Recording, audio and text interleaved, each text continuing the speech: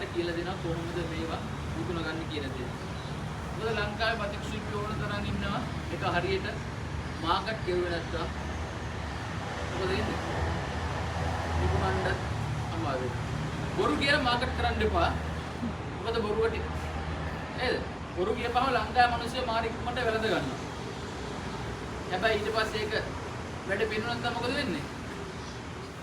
මන්ට නැති වෙනවා. ඒක නිසා හරි දේ කියලා හරි විදියට දෙන්න ටික කාලයක් යයි ඔයාලා මිනිස්සු අතරට යන්න.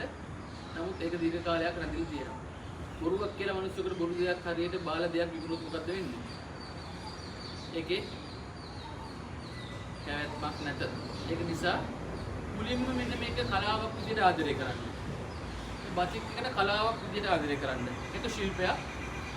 ව්‍යාපාරයක් කරලා ව්‍යාපාරයක් පාඩු වුණොත් හරි අමාරුයි නැවත ඒක නගා සිටවන්න. මොකද ඒකට අපිට ප්‍රාග්ධනයක් අවශ්‍ය වෙනවා.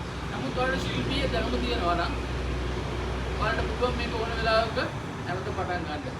දැන් පහුගිය දවස්වල අපේ විද්‍යාසනයක් වුණානේ. එතන අපේ ගුරුනාගල පුහුණුවත් අපි කියන්න දෙන්නේ ගියවලු. ඒක නිසා කාල දැන් පොඩ්ඩක් සමහර මිනිස්යන්ගේ තිබිච්ච සියලුම දේවල් නැතුව ගියා.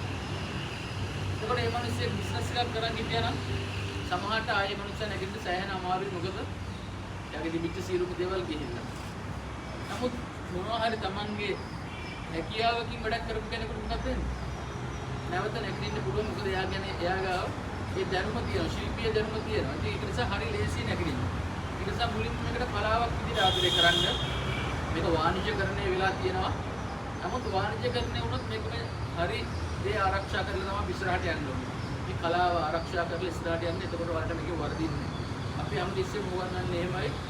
ඒක ආදරය කරන්න මුලින්ම ගරු කරන්න පුරුදු වෙන්න. ඒක කරද්දී දෙයියෝ බුදුන් අදහලා කැමැති කට්ටිය කැමැති විදියට සමහරව අත විශ්වාස කරන කට්ටියට ඒ විදිහට මේක කරන්න. දැන් අපි සංගීතය ඉගෙන ගන්න ගියා වුණත් එහෙම කරනව නේද? ඒ වගේ මේකත් කලාවක්.